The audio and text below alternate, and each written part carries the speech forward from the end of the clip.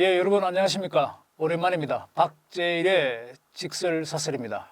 오늘은 굉장히 좀 귀한 분 모셨습니다. 박용진 대통령 직속 규제합리화위원회 민간부위원장이십니다. 맞습니까? 예, 맞습니다. 제가 간략히 좀 소개해드리면 두 번 국회의원을 하셨고요. 서울 강북을이죠. 예, 강북을. 강북이고. 늘 이렇게 이념화 운동권 내에서도 좀 세대 교체 뭐 이야기하면은 박용진 이렇게 많이 좀 거명을 하는 것 같은데. 다르게 생각하려고 많이 그랬던 것 같아요. 그러니까 학생회장을 하고 뭐 데모를 하고 그럴 때에도 기존에 하던 방식대로 그냥 하는 거는 잘 따라가지 않으려고 그랬던 것 같고, 네. 국회의원이 돼서도 국회 문법이라는 거 있잖아요. 여의도 문법. 그런 거에 좀 빠지지 않으려고 많이 노력했던 것 같습니다. 아니 우리가 규제 관련 물어봤는데 기왕이가 했으니까 하나 더 여쭤보겠습니다. 네네. 이게 들으신 분들은 박용진 저분 2024년 네. 그러니까 2년 전 네. 국회의원 선거 때 네. 그러면 강북을인데 저도 그 유심히 이렇게 봤습니다. 뉴스 뭐 이렇게 찾아보기도 하고 민주당 내 경선 과정이 어마어마했던 것 같은데요. 뭐 추격조도 막 있는 것 같고 어디 전국에서 아니 뭐 영화에 보면 뭐 추격조가 와서 뭐 어떻게 한다듯이 그러니까 이제 과정을 보면 참 눈물겹죠. 제가 그 하위 국회의원 현역 국회의원 평가 하위 10%에 들어갔다는 거예요. 전 그거부터 조금 네, 그래서 이거는 뭐 좀 이상하다. 그래서 아마 자기가 하위 10% 들어갔으면 얼마나 창피해요. 꼴찌인데 그걸 제가 기자회견을 통해서 밝혔어요. 그게 내신 성적이 이제 10% 아래라는 뜻이죠. 예, 뭐 그래서 국민 여러분 제가 꼴등이랍니다. 그래서 무조건 저는 경선할 때 감산 30%가 있답니다. 그러나 저는 당을 나가진 않겠습니다. 이렇게 이제 그날 발표를 했고요. 감점 30%? 예. 네. 그런데도 불구하고 뭐 저를 잡겠다고 두 분이 왔는데 정봉주 네. 전 의원 네, 비롯해서 왔는데 결선으로 올라간 거예요. 바로 컷오프 안 되고. 네. 결선 올라갔고 결선 올라가서 뭐 그런 감산 조치가 있어서 그런지 어쩐지 모르지만 하여간 졌는데 정봉주 전 의원의 뭐 과거 발언 뭐 목함질에 네. 뭐 이런 뭐 예. 발목질에 이런 뭐 것 때문에 비무장지대 예, 관두고 그 다음에 또 다른 분을 보내서 예. 경선을 하는데 그때는 시간이 별로 없다는 이유로 전국에 있는 민주당 권리당원들에게 투표하라. 그 좀 그 강북구에 국회의원 후보를 뽑는데 제가 그래서 그 광주도 가고 전주도 가고 그러니까 당원들 그 예. 지지를 좀 얻기 위해서 호소하기 위해서 그냥 몸부림을 친 거죠. 그것도 최선을 좀 다한다면. 저도 희한하기도 하고 저렇게 국회의원 당내 경선도 할 수 있구나 이런 생각도 했습니다.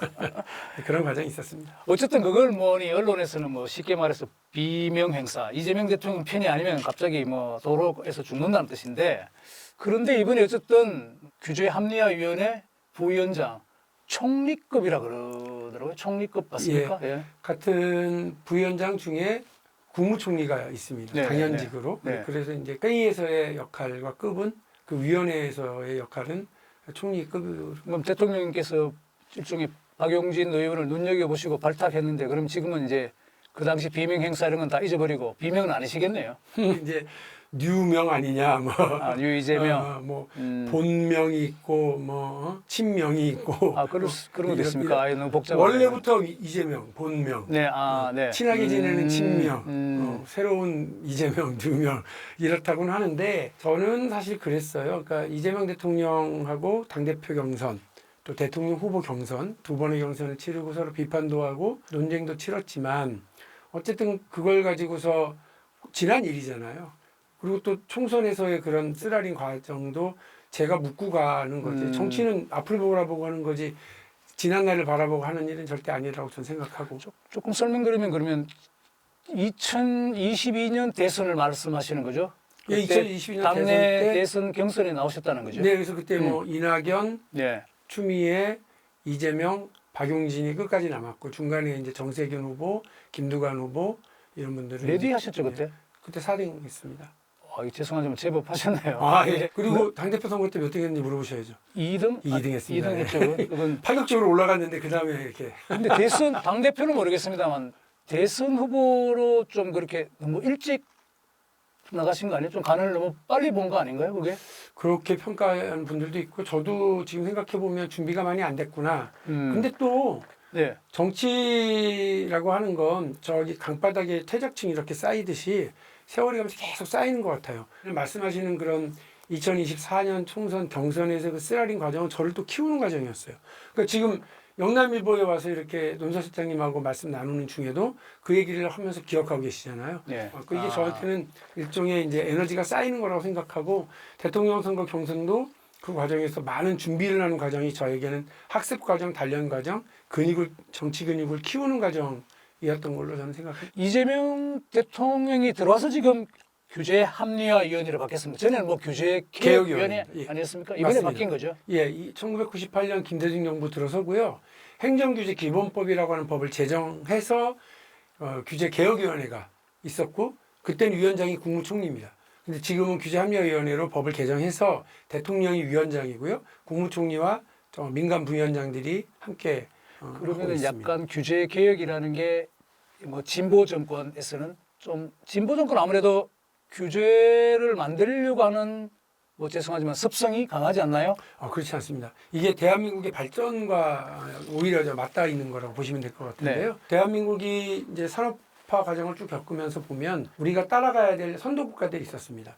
영국, 뭐 유럽에 있는 나라들이 그렇고요. 독일이 그렇고, 일본이 그렇고, 미국이 그렇습니다. 쟤들이 선박, 조선업을 할 때는 어떻게 했지? 자동차는 어떻게 했지? 그걸 보면서 도로교통법 이렇게 만들면 되고, 선박 관련 지원 사람이 이렇게 하면 돼.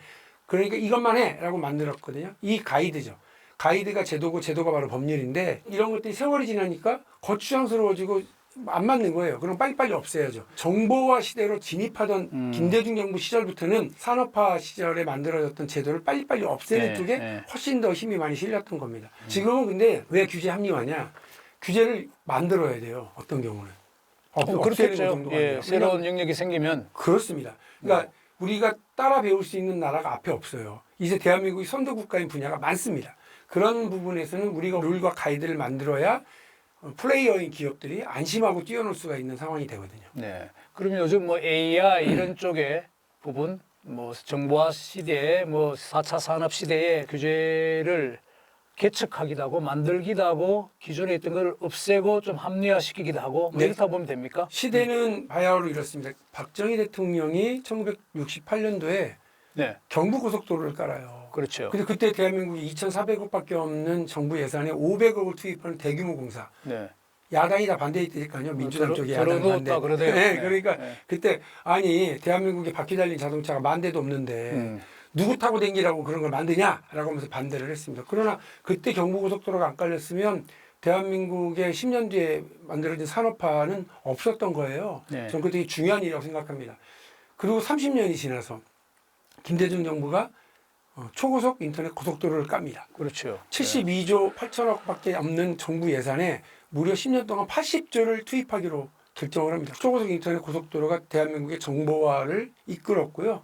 1998년도 시가총액 30위 기업 안에 없었던 기업이 지금 엄청 많이 들어와 있습니다. 이게 대한민국 산업지도를 바꾼 거죠. 그로부터 또 지금 30년이 지났습니다. 자, 이제 새로운 고속도로를 깝니다. 근데 이 고속도로에 우리가 어떤 규제를 둘 거냐, 어떤 가이드를 둘 거냐. 고속도로의 가이드라는 건 이런 겁니다. 신호등을 두면 안 되죠. 그러나 뭐 여기는 80km 이상으로 달리셔야 됩니다. 여기는 100km 이상 안 되는 구간입니다. 졸으면 졸음쉼터 만들어 놔야죠. 화장실도 만들어 놔야죠. 휴게소도 만들어 놓습니다. 이런 규제를 설립하고 만드는 것이 메가 프로젝트, 메가 특구법에 다 담기게 될 겁니다. 이런 시대에 지금 대한민국이 AI를 바탕으로 하는 자율주행 택시 산업, 네. AI를 바탕으로 하는 생활 속의 로봇 산업.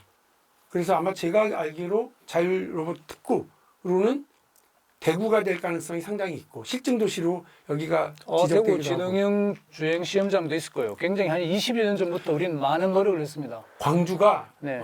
자율주행 택시 실증 도시로 선정이 돼가지고요. 네. 한 200대 정도의 그야말로 자율주행 택시가 풀립니다. 그렇게 되면 광주에서의 이런 여러 데이터가 모이기 시작하고 광주로 자율주행 산업, 자율주행 플랫폼, 자율주행 택시 회사 이렇게 모이겠죠. 저는 이제 대구가 만일에 뭐 지능형 로봇, 휴머노이드 로봇 산업이 여기가 특구가 되면 좋겠다 이런 생각을 합니다. 그러면 대구 정도의 규모에서 아니 우리가 지금 산업 현장, 공장에서 로봇 산업은 세계 1위예요. 자동화율은 세계 1위예요. 근데 제가 지금 드리는 말씀의 로봇은 뭐냐면 로봇이 공원에 개를 데리고 산책하는 거예요. 로봇이 배달을 합니다. 네. 이렇게 되는 일이 곧 벌어질 겁니다. 근데 여기서 중요한 건 로봇 산업을 하는 것들이 필요로 하는 건 로봇이 사람과 같이 살 수 있는 환경 그런 법이 만들어지기 바라는 뭐 거예요. 반려 로봇인가? 그러면 이런 경우입니다. 그러니까 배달 로봇 지금은 박스형으로 로봇이 다니는 걸 보셨을 거예요. 네. 박스형 바퀴 4개 달린 네, 차들이 네, 그래서 네. 삐뽀삐뽀 하면서 이제 시범적으로 뭐 실리콘밸리에서 하고 있는 걸 보셨을 텐데 대구가 이제 만약에 그렇게 된다고 그러면 생각을 해보십시오. 인도로 그 배달 차량, 배달 로봇이 다닐 수 있습니까? 없습니까? 좀 엘리베이터를 탈 수 있습니까? 없습니까? 좀 어렵겠죠. 그렇죠. 우리가 지금 상상을 해보면 너무 곳곳에서 이런 규정과 규제가 막 부딪힌단 말이죠. 근데 그 로봇을 운영하는 회사는 그 플랫폼 회사는 이 로봇이 움직일 때 사람들이 어떤 반응을 보이는지 로봇이 어디는 제대로 진행하지 못하는지 이런 것들을 보고 싶은 거예요. 로봇이 신호등을 인지하고 같이 건널 수 있나 이런 등등등을 막 데이터를 수집해야 기술이 더 발전하거든요. 그거를 허락을 해 주실 거냐 대구 시민들이 그리고 그 인허가권을 대구 시장이 갖는 거예요. 그리고 그 산업이 대구에 만약에 가게 되면 대구에 세금 지원, 그다음에 재정 지원, 그리고 금융 특혜 이런 것들을 같이 몰아주니까 산업이 한테 부위원장, 크겠죠. 대구는 지금 있잖아요. 성수공단이라는 기존 전통 산업의 공단이 엄청난데 예. 제가 보기에는 로봇이나 뭐 AI 이런 게 그냥 천혜의 자원을 가졌다 이렇게 생각하거든요. 어쩌면 이제 이렇게 약간 그 재래식적인 방식으로 하는 것들의 공정들을 많이 가지고 있는 것이 지금 앞으로 AI 시대에 새롭게 도약할 수 있다는 그 그렇죠. 데이터가 되지 않습니까? 예. 제조 산업에서의 현장에서의 인간 노동자와의 로봇과의 협업 이게 되게 중요하고요. 휴머노이드 로봇과의 아틀라스 같은 협업도 되게 중요하고 제가 지금 드린 말씀은 우리 이 시내 한복판에 로봇이 개 끌고 댕기고 산책을 시키고 배달을 막 가고 이럴 때 그런 과정을 규제를 다 허물어 주고 로봇이 우리 일상으로 들어와서 인간과 함께 안전하게 자기 역할을 수행할 수 있도록 하는 그 산업이 이게 커야 된다는 거죠. 이재명 정부에서 대구를 지금 로봇 수도화하겠다고 공약을 내걸었잖아요. 제가 지금 드리는 말씀도 그런 네. 은근히 이미 네. 이제 메가 특구를 어디로 할지 은근히 이렇게 나온 게 있어요. 그래서 제가 절대 거기가 확정된 거 아닙니다라고 전체에서 말씀을 드립니다. 근데 지금 뭐 이 정부는 뭐 노골적으로 한번 여쭤보면 뭐 호남 800조 반도체 이렇게 대구는 지금 뭐 그냥 체념하고 있어요. 이걸 어떻게 해야 되죠? 로봇 산업 한국 로봇 산업 진흥원이 지금 대구에 있거든요. 국책기관이. 그리고 우리 나름대로 대구는 지난 한 20년간 아무도 천착하지 않을 때 로봇에 굉장히 좀 주목해 왔는데 이걸 이재명 정권에 좀 꽃을 피워주는 그런 방식을 좀 기대하고 있는데. 메가특구 특별법이 이번 정기국회에 통과돼야 되거든요. 그러니까 우리 대구 시민 여러분들, 우리 야당 국민의힘 의원님들한테 법 빨리 통과시키고 대통령한테 협박을 하든 졸르든 우리 대구에도 메가특구를 보내라라고 얘기를 하시는 게 맞다고 저는 봅니다. 메가특구가 반도체가 있고요. 그다음에 자율주행 택시, 자율주행 차량이 있고요. 바이오가 있고 로봇이 있고 그렇습니다. 이런 분야의 중에서 지금 우리 노선 실장님도 대구 우리 로봇 산업에 최적화된 거 아니야? 이렇게 생각하시잖아요. 그리고 그런 제반 상황이 되어 있다 그러면 거기에 맞게 대구 시장님이 요구를 하고 준비를 해서 그 산업을 떼가야죠. 그러면 그거 지금 이걸 왜 메가특구를 하려고 그러냐면 글로벌 경쟁에서 우리가 승리하기 위해서 하는 거거든요. 국내 산업 경쟁이 아니에요. 글로벌 기업들과의 경쟁입니다. 테슬라하고 싸워야 돼요. 우리 저 휴머노이드 그렇죠. 로봇은. 그리고 구글의 웨이모하고 싸워야 돼요. 자율주행 차량은. 그리고 반도체는 해외 뭐 업체들하고 계속 싸우고 있고 TSMC랑 싸우고 있고 그러지 않습니까? 글로벌리하게 싸우기 위해서 메가특구, 메가 프로젝트를 하고 있는 건데 자 대구는 뭘 가져가실 겁니까? 그리고 대구의 국회의원들은 이 과정에서 어떤 역할을 하실 겁니까? 계속해서 호남에 뭐 갔다 이 얘기만 하면서 그냥 갈등만 만들 거냐 아니면 실속을 챙길 거냐 이걸 저는 분명히 판단하셔야 할 것 오늘 같습니다. 갑자기 힘이 좀 생기는데요. 주제를 약간 좀 넓혔어. 네. 부위원장님 하면은 삼성 저격수 지금 우리 규제 합리화의 부위원장으로서 재벌관이랄까 기업관 네. 포괄적으로 물론 AI 우리 지금 로봇을 얘기했지만 전체적으로 볼 때 어떤 규제 합리화의 포인트랄까 부위원장님이 생각하시는 건 어떤 측면에서 좀 포인트를 주시는 건가요?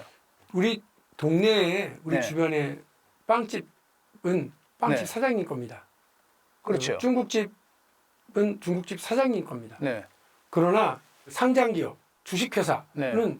그 사장께 아닙니다. 네. 주주의 그렇죠. 것입니다. 예. 다시 말씀드려서 삼성전자는 삼성전자 주주들의 것이지 네. 이재용 회장 개인 것이 아닙니다. 그럼 개인 것은 아니더라도 그 경영에 어떤 책임을 지신 물론이죠. 분 사람 근데 경영을 잘하라고 우리가 음. 그거를 이제 용인하고 있는 건데 네. 본인과 일가 친척들의 이익을 위해서 반칙과 특권과 불법으로 하는 건 네네. 용인해서는 안 되는 겁니다. 그건 우리 법이 용인하진 않습니다. 음. 그리고 우리 주식회사법과 상장법이 그렇게 하지 못하도록 되어 있는 겁니다. 그런데 제가 문제를 삼았던 것은 우리 사회에 반칙과 불법을 저지르고 시장 경제가 가장 싫어하는 불공정 경쟁을 심화했었을 때 우리를 배신한다고 생각한 겁니다. 국가가 얼마나 많은 지원을 했습니까? 세금으로 자동차 산업, 선박 산업 다 키웠고요. 반도체 산업도 사실은 정부가 다 키워준 거랑 마찬가지입니다. 그런데 그 과정에서 벌어들인 돈으로 개인적으로 치부를 하고 그렇게 만들어진 회사의 시스템을 통해서 경영권을 자기들이 가져가기 위해서 불법 행위를 저지르고 하는 것은 용납할 수 없는 일이고 뇌물 갖다 바치고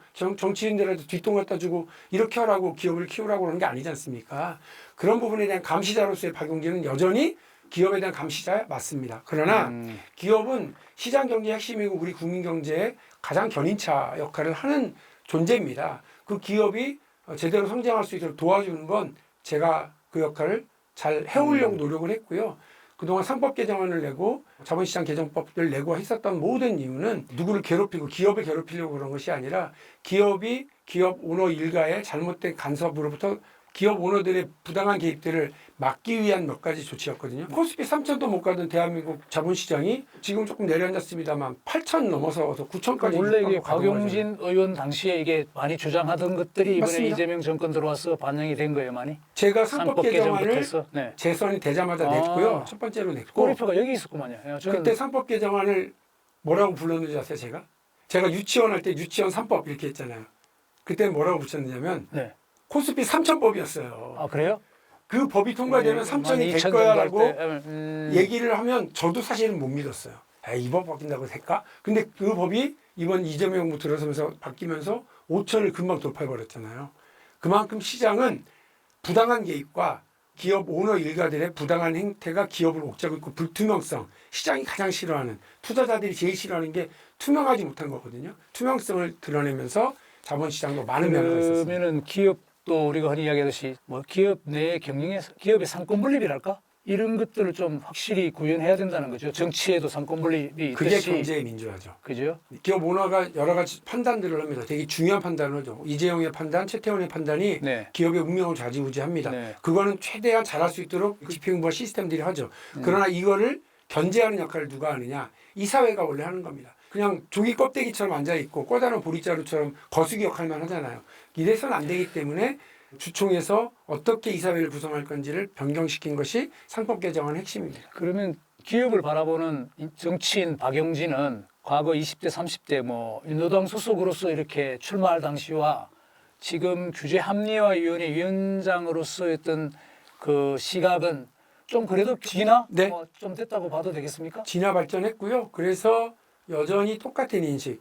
경제 정의는 어디서부터 출발하는지를 정확하게 그거는 원칙은 쥐고 있지만 오늘도 와가지고요. 기업인들 만났거든요. 아, 네. 대구에서 또 내일 또 부산 갑니다. 어제도 화성에서 또 인천에서 기업인들과 규제 때문에 지역이 발전하지 못하는 얘기들 막 들었거든요. 그러면서 사실 저도 엄청 많이 변하고 있는 거예요. 기업인들이 이렇게 애를 쓰고 있는데 관료들에 의한 행정 규제들이 정말 힘들구나 이렇게 됩니다. 아니 근데 기업인들은 여전히 그게 막 늘어진다 행정 절차가 이걸 하소연하는 거예요 많이? 제일 많이 그 얘기를 합니다. 그리고 야 우리가 그 이야기를 한 지 한 20년 30년이 된 것 같은데 아직도 그게 합리화가 안 되는 거예요. 왜냐하면 공무원들은요 각 부처는 그게 자기 권한이잖아요. 그렇죠. 자기 권한이 자기 힘이에요. 파워예요. 근데 또 뒤집어서 보면 네. 내가 이거를 법이 그대로고 제도가 그대로인데 이거를 오케이 알았어 내가 해석해서 내 권한을 사인했어. 내가 나중에 책임져야 되는데 그래서 장관이 얘기하고 총리가 얘기해봐야 소용이 없어요. 혹은 심지어는 대통령이 얘기해봐야 이거 당신들은 정치인이고 좀 끝나고 그냥 가면 끝이지만 나는 여기서 계속 내가 이걸 책임져야 되는데 내가 이걸 왜 책임져? 그러니까 사실은 장관이 이거 내가 책임질게. 뭐 면책 조항 딱 달아가지고 해줘야 되는 거예요. 대통령이 앞장서서 해줘야 되는 일이고요. 규제합리화위원회는 대통령이 대장이에요. 근데 저 과거에 보면은 물론 김대중 정부에서 이걸 시작했다고 하지만 중간에 제가 좀 인상 깊게 남은 것은 이명박 대통령이 뭐 전봇대 규제. 그제 전봇대 그리고 규제. 전봇대 뽑기 그리고 방금 말씀하신 박근혜 정부 시절에 뭐 손톱 및 가시를 빼기. 이재명 정부에서도 이게 지금 기왕 뭐 합리화위원회를 만들었으니 뭘 하나 만들어야 될 거 아니에요. 어떤 좀 막 그래가지고 압축, 예. 거미줄 규제를 걷어내겠다 뭐 이렇게도 하고 막 이렇게 거미줄 했는데, 규제. 예, 했는데 안 먹히는가 보고. 하기야 뭐 그걸 한두 개 슬로건으로 한다기보다 결과로서 좀 입증돼야 될 것 같은데요. 그렇습니다. 그래서 저는 대통령은 메가 그랜드 큰 걸 이렇게 한다고 그러고 제가 그걸 설명을 드렸고요. 대구에서 아니래. 대구의 메가특구 로봇 메가특구가 지정이 돼요. 엄청난 지원이 쏟아지기 시작할 거예요. 그 산업을 키우기 위해서. 그런데 그럴 때에 적어도 4-5개 이상의 부처에서 규제가 엉켜 있을 거거든요. 그걸 드러내는 건 대통령이 하는 수밖에 없어요. 저는 민생분과위원장을 맡고 있으면서 여러분 그 주식을 살 때요. 제가 주식을 살 때는 바로 내 통장에 돈 빠져나가잖아요. 아, 근데 내가 주식을 팔았을 때는 대통령도 그 이야기를 했죠. 예. 그거 제가 이제 대통령께 제안해서 대통령이 그거를 딱 어나운스 해준 거죠. 이거를 이제 변경시키자라고 하고 있는데 이것도 금융위원회나 증권거래소나 다 맞는 이야기지. 그러네요. 이제 그리고 이제 그 시스템을 만들고 있는 중입니다. 이런 변화가 생길 겁니다. 정치인이시니까 이번에 네. 민주당 전당대회 뭐 정통성 논쟁, 자기 정치를 서로 하니 많이 뭐 이렇게 하고 어떤 이념적인 것 센서 정치를 이끌어가는 어떤 방식의 문제랄까 생각 이것이 많이 차이점이 있어 보이던데 예를 들면 지금 정청래 전 대표 뭐 이제 직전까지 현직이었지만 김민석 전 국무총리 뭐 송영길 전 대표 이렇게 하는데 이렇게 어떻게 보세요? 좀 훈수를 두신다면 지금은 약간 구계자의 입장이신 것 같은데. 저는 정치는 아까 말씀드린 것처럼 미래를 향해서 가야 되고요. 그리고 정치는 확장적이어야 이긴다고 생각합니다. 운동장을 넓게 써야 골을 넣고 승리하는 것처럼 확장적으로 가야 된다고 생각합니다. 마치 민주당의 정통성을 얘기를 하면서 민주당의 본류만 뭐 A가 있고 B가 있는데 B는 안 된다. 이렇게 얘기하는 것도 적절치 않다고 생각합니다. 만일에 A만 계속 주장하고 정통성만 찾는다고 그랬으면 지금의 민주당이 아니라 평민당으로 머물러 있어야 됩니다. 호남 정당으로. 그러나 김대중 민주당의 첫 번째 대통령이 김대중 대통령이 임명한 첫 번째 비서실장이 누굽니까? 김진권 아닙니까? 김진권 그분 울진 출신이죠. 네, 김진권 비서실장. 그리고 그 당시 첫 번째 국정원장 이종찬 보수 진영의 출신 아닙니까? 민정당 옛날에 사무총장까지 했습니다. 네. 그다음에 노무현 대통령의 첫 번째 국무총리 누굽니까? 그건 아닙니까? 네. 관료 보수주의적인 관료 출신입니다. 이렇게 확장적으로 가는 겁니다. 저는 민주당이 지금 가지고 있는 특성이 있을 거예요. 이재명 대통령이 가지고 있는 특성이 있습니다. 모난돌일 수 있습니다. 그런데 이 모난돌을 잘 세워주면 수석이 되는 거예요. 값비싼 돌처럼 보이는 겁니다. 네. 이거를 받쳐주는 게 괜돌입니다. 받침대. 이 괜돌이 여당의 역할이라고 생각합니다. 네. 그리고 당대표 역할이라고 생각합니다. 그 역할을 누가 더 잘해줄 것이냐가 되게 중요하다고 생각하고 역사에 우리 정치사의 비극 대통령 탄핵이 3번 있었지 않습니까? 노무현 대통령, 박근혜 대통령, 윤석열 대통령입니다. 네. 이 비극적인 탄핵, 국회에서 탄핵이 출발했었던 건 어디냐면 대통령과 여당 대표가 불화를 겪기 시작할 때입니다. 노무현과 하나가, 박근혜와 김무성, 윤석열과 이준석, 한동훈 이런 일이 겪어지면서 시작을 한 거거든요. 그건 국민적 불행이에요. 그래서 저는 여당 대표가 대통령과 합을 잘 맞추고 대통령이라고 하는 그 수석을 잘 세워주는 괜돌의 역할을 잘 할 수 있는 사람이 당선되기를 기대하고 있습니다. 일각에서 좀 이렇게 이해하기 어려운 구석도 좀 있어 보이더라고요. 그냥 그렇게까지 이게 내년 총선 때문인가요? 공천권? 그렇죠. 그래요? 치열합니다. 어느 당 전당대회는 언젠 조용히 했나? 다 시끄러웠죠. 저건 안 여쭤볼 수가 없는데 이병태 맞죠? 네, 부위원장님? 전 부위원장님. 뭐 이것도 규제와 좀 관계되는 것 같기도 한 것 같은데 스타벅스 관련해서 그죠? 네. 이런 식으로 어떤 특정 무슨 이슈나 뭘 지역을 성역화한다면 그걸 권력의 힘으로 성역화한다면 그것이 곧 전체주의의 시발이 될 수 있다 이렇게 좀 강하게 발언하시고 청와대 요청도 있었고 해서 어쨌든 물러났는데 어떻게 좀 옆에 같은 부위원장이시잖아요. 저희는 민간인 신분입니다. 네. 그래서 공직자, 부위원장. 공무원은 아닙니다. 네. 공무원은 아니기 때문에 정치적 발언이나 정치적 행동을 하는 게 특별한 법률적 제한이 있지는 않습니다. 그러나 어쨌든 공무는 하고 있으니까 네. 공적인 역할을 수행하는 사람 중에 한 명이기 때문에 뭐 예민한 발언들은 조금 조심들을 합니다. 저는 지금 전당대회 얘기하면서 김민석, 뭐 정청래, 송영길 한마디도 얘기하지 않고 제 소신만 그냥 얘기를 했거든요. 이런 문제에서 아마 첫 번째 SNS에 올리신 글 정도는 본인의 소신이었는데 그 다음에 이제 계속 이제 하면서 정치적인 논란을 막 이렇게 더 키웠던 것은 아닌가 하는 생각이 들고요. 이병태 부위원장님한테 기대했었던 네. 저도 그렇고 대통령도 기대했었던 역할과 그분의 독특한 관점과 철학이 경제 철학이 있거든요. 그런 것들이 규제합리화위원회에서 잘 발현돼서 국민 전체에 큰 보탬이 될 수 있기를 기대했었는데 아쉽고 안타깝습니다. 대구까지 오셔가지고 이렇게 저희 직설사설에 나오셔서 고맙고요. 혹시 그래도 좀 뭐 더 하고 싶은 이야기나 뭐 좀 꼭 드리고 싶. 네, 오늘 제가 대구에 와서 대구 경북 지역의 벤처기업 CEO들하고 대화를 나눴습니다. 네. 전기료와 관련된 문제, 혹은 사람을 채용하고 쓰는 문제, 조달청에 이제 입찰하는 데 겪는 그 외로움, 고통스러움 이런 것들을 다 다양하게 들었습니다. 그 어려움을 딛고 벤처기업이 중소기업으로, 중소기업이 대기업으로, 중견기업으로, 대기업으로 클 수 있도록 돕는 게 정부가 해야 할 일이라고 생각하고 규제 파트에서 이러한 합리적인 노력들을 함께 보조하고 지원하려고 합니다. 정치 분야에서 대구는 우리 민주당은 대구에서는 스타트업이고 벤처기업입니다. 민주당의 정치인들 우리 구의원, 시의원 몇 분 계시잖아요. 이런 분들 소중하게 대구의 젊은 인재들 잘 지켜봐 주시고 응원해 주십시오. 대구의 시민분들이 뽑아주신 젊은 의원들이 계세요. 그런 분들을 잘 키워서 대구 성장과 함께 할 수 있는 그런 정치인으로 키워주시면 고맙겠습니다. 벤처기업을 키워서 대기업으로, 대구의 구의원, 시의원들, 젊은 분들 또 키워서 대구의 정치적 제목으로 키워주시면 좋겠습니다. 듣고 보니 어쩌면 아마 순회하시고 기업인들 그 고충, 애로 이런 것들 우리 대한민국도 기업이 중요한 거니까 경제가 그죠? 나아갈 길을 이렇게 많이 섭렵하시면 굉장히 자양분이 되실 것 같아요. 저 지금 무럭무럭 크고 있는 중인 것 같습니다. 네. 오늘 박제일의 직설사설 박용진 대통령 직속 규제합리화위원회 부위원장 모시고 말씀드렸습니다. 고맙습니다. 오늘. 네, 감사합니다. 뵙겠습니다. 예.